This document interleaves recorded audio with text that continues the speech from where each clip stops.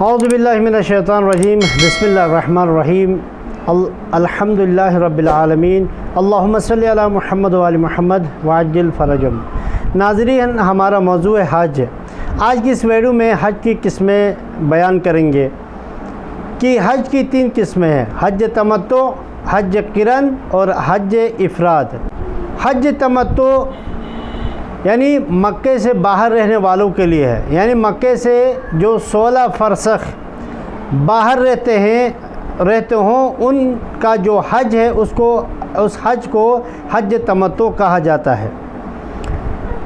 اور مکے سے 16 فرسخ کے اندر جو رہتے ہوں اور مکے کے رہنے والوں کا جو حج ہے اس حج کو حج قران یا حج افراد کہا جاتا ہے۔ حج تمتع میں 2 عبادتیں انجام دی جاتی ہیں، حج اور عمرہ۔ تو عمرہ تمتع حج تمتع میں پہلے ادا کرنا واجب ہے۔ دوسرا ہے حج افراد۔ حج افراد مکہ اور مکے کے آس پاس جو 16 فرسخ کے اندر رہتے ہیں ان کے لیے ہے۔ تو حج افراد میں قربانی کا جانور ساتھ لینا ضروری نہیں ہے، اس حج کو حج افراد کہا جاتا ہے۔ اور تیسرا ہے حج قران۔ حج قران اس حج کو کہا جاتا ہے جو مکے کے آس پاس 16 فرسخ کے اندر رہنے والوں کے لیے ہے، جس میں قربانی کا جانور بھی ساتھ لے کے جاتے ہیں۔